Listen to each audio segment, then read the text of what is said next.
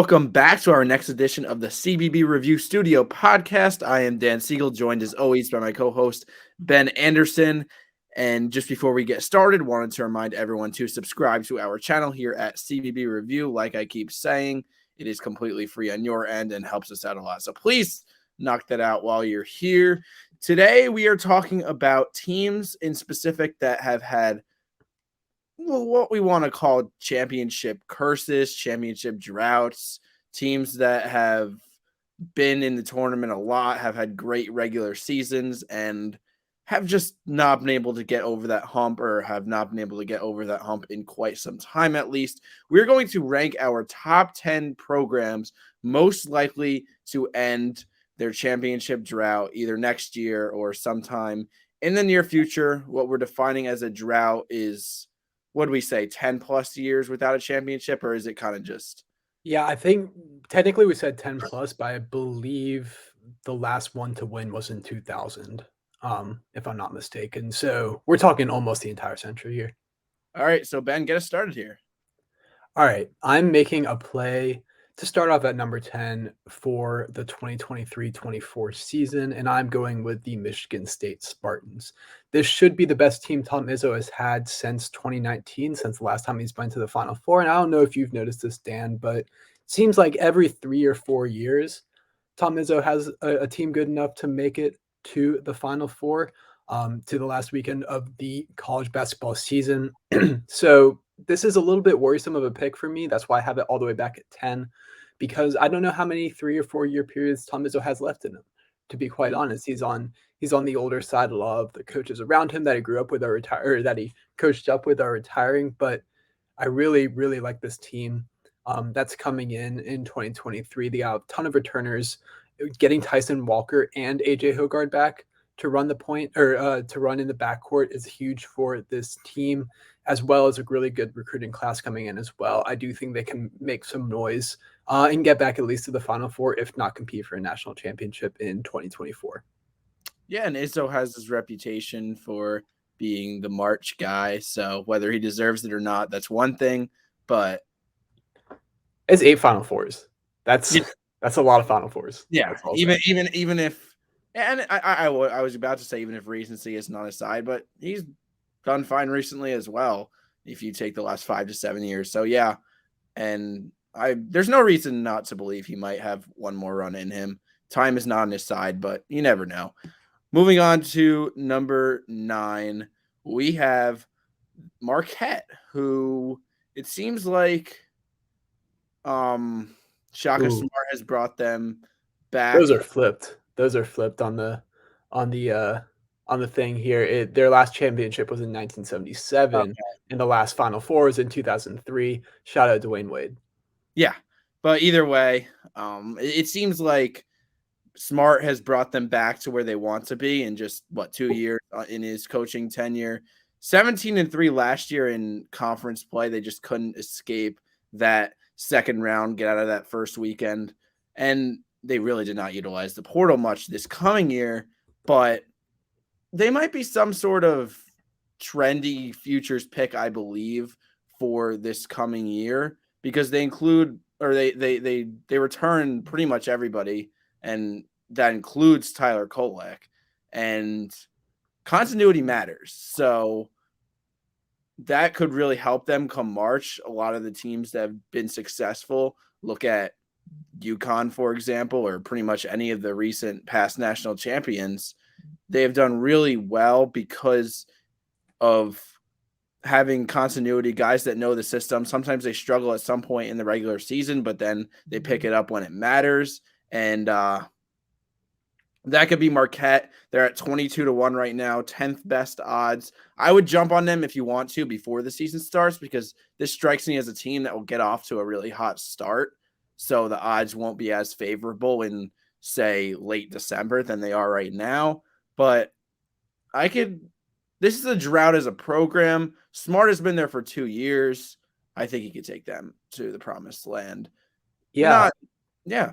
No, I like this pick. I mean, Marquette was a top 3 team, top 5 at absolute worst, before Omax Prosper decided to take his name in the NBA draft for the upcoming season. So I think Shaka Smart has some real good stuff going on here. I would be slightly worried about his tournament history. He has a Final Four at VCU, but he was known as not the best achiever while he was at Texas, and he lost in the round of 32 to the previous coach that we just talked about.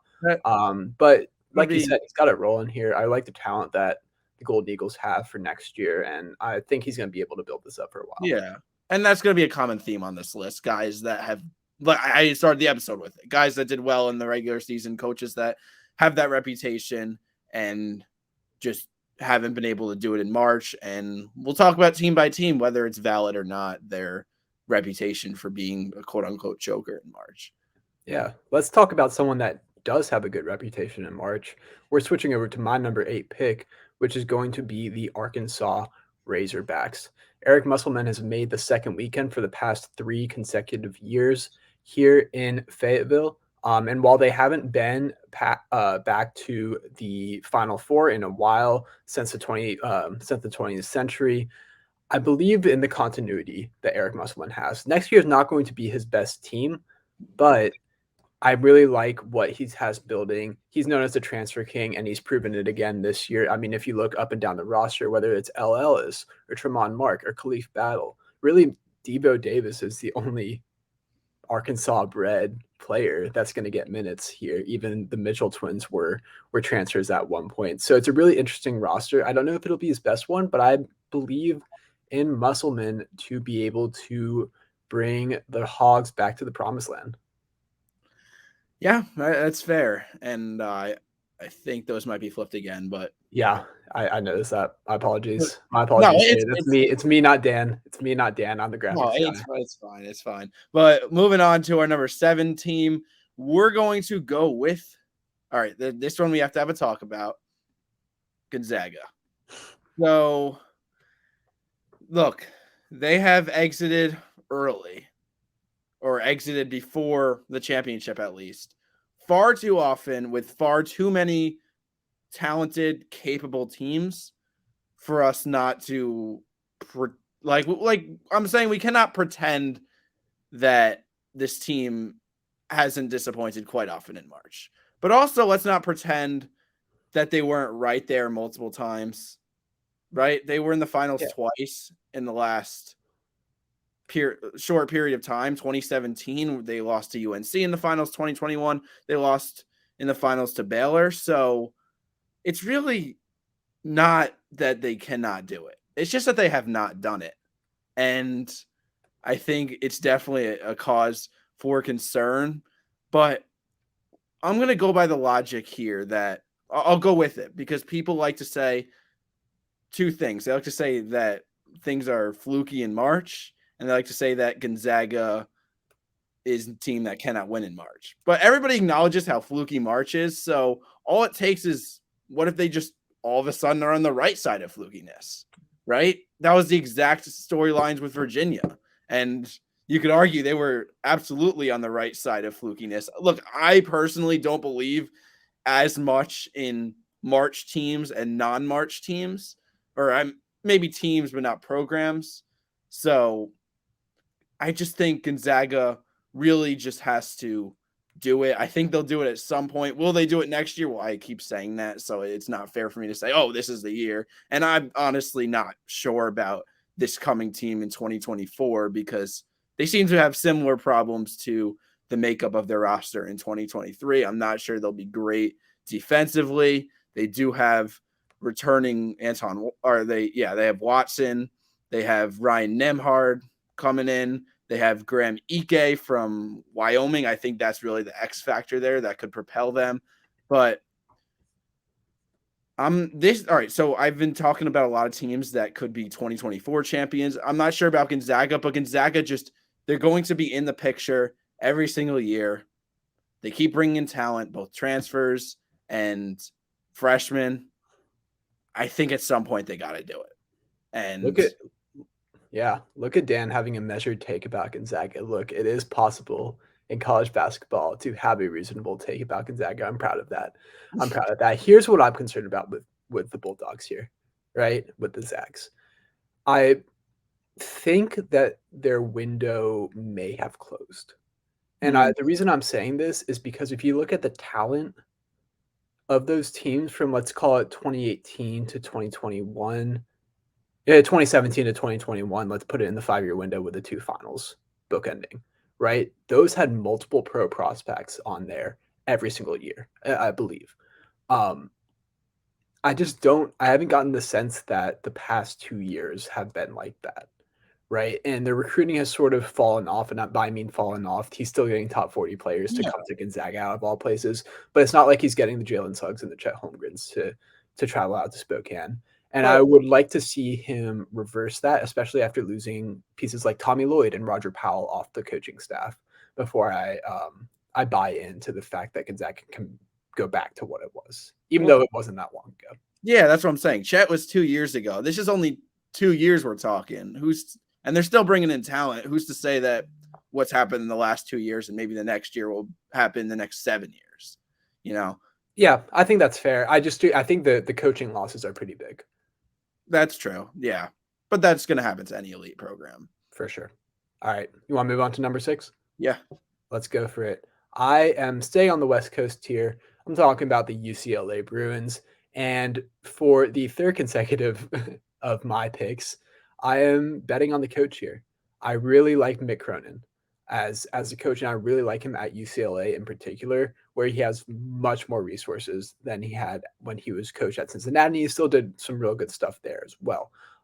This is not necessarily a team that will win next year, and they did actually lose their international assistant coach. He went to the Toronto Raptors. His name is escaping me right now, but he played a pretty big part in getting a couple of big recruits coming in to UCLA. He won't have his best team next year, but Adem Bona is coming back. Dylan Andrews is coming. They have a couple of pretty solid freshmen. I just believe in him as a program builder. He'll be back to the Final Four just like he was in 2021, albeit probably not as an 11 seed in the first 4 again, but he'll have a really good team. He's been really solid over his first few years in Westwood.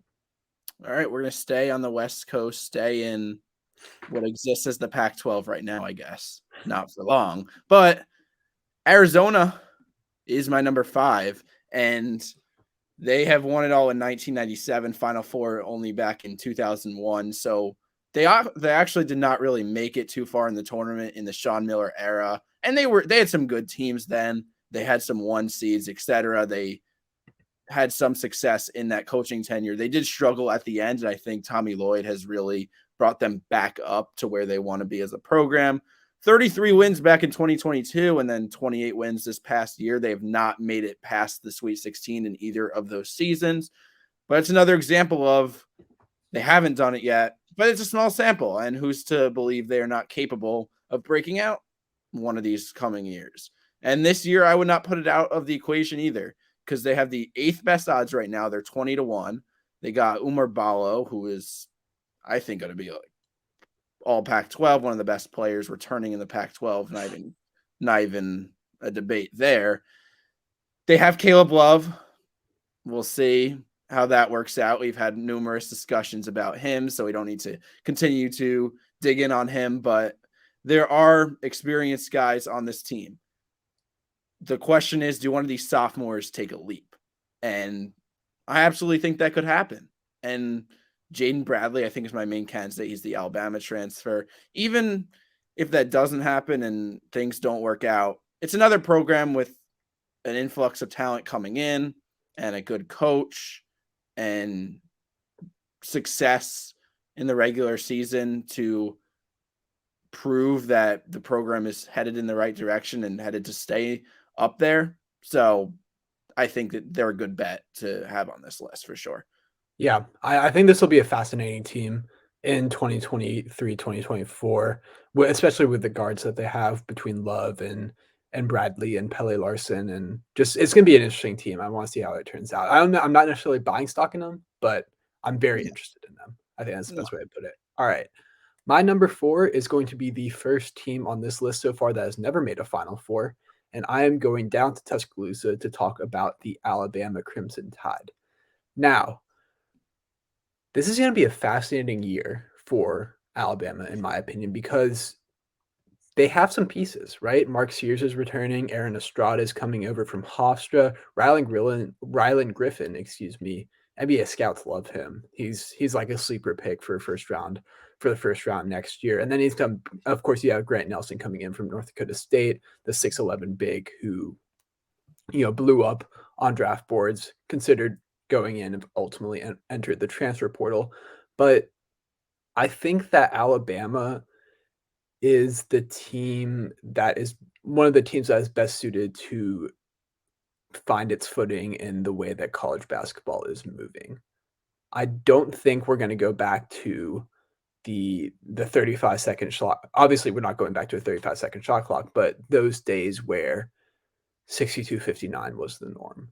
I think that in Nate Oates embracing analytics like he does, I think he sort of gains an advantage, at least for now, at least for the next couple of years. I know a lot of people are going into analytics now, just trying to get every edge they can. But I think he's got a couple more years out of that. And I really like this team coming in. I'm not sure of the odds on this. I wasn't quite sure there. But if you wanted a deep pick for a national championship, I can't imagine they're inside the top 15 for natty odds here. So Alabama might be a pick for me.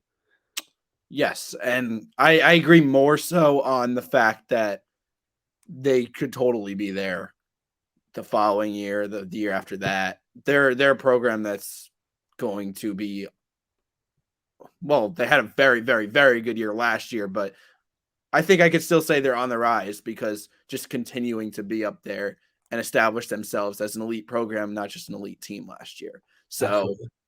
Let's move on to number 3, and this one is Tennessee, who another one from the SEC, another one that has not been there before, but it's a story. I mean, it's the same story we keep talking about. Regular season success, underwhelming tournament performances. And I think this team can make a Final Four under Barnes. I want to see a stronger offense from this group this coming year, maybe. But 2019, I think, is really what their best offense was. And 2019 had a lot of good teams. They only made it to the Sweet 16 there. They're not looking amazing for 2024, but they got a few transfers. They're definitely going to be a good team. But really why I'm buying stock in Tennessee so high at number 3 on this list is just how well they're recruiting and still, like I said, utilizing the transfer portal. And they're just there so constantly. I feel like you're giving yourself a chance at some point. And that's the common theme here. Like I keep saying, if you're good for many years, 1 year you have to catch fire at the right time and make a run. And finally, and it's not even a drought because they've never done it before, but finally get that national championship. Yeah, Dan, I guess I knew this, but I was shocked that when I saw Tennessee has never made a Final Four. I don't know. Yeah. I feel like that's like they didn't. You're telling me they didn't even make one random one in like 1957 or something when there were 16 teams in the tournament. I just feel like that's kind of a crazy stat. Yeah, no. Given where the school's located, given everything. But I really like this pick here as well.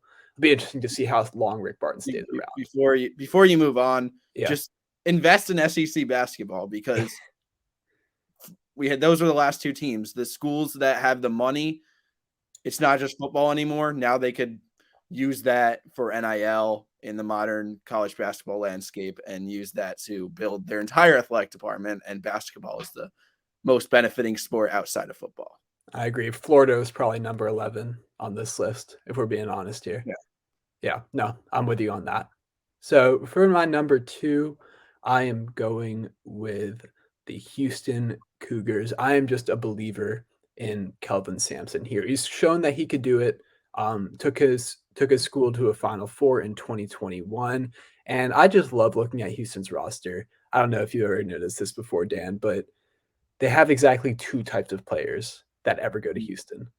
They have 6'1" guards that are a little bit undersized, but that are really tough and will annoy the crap out of any opponent. And then they have the 6'7", 6'8" big man.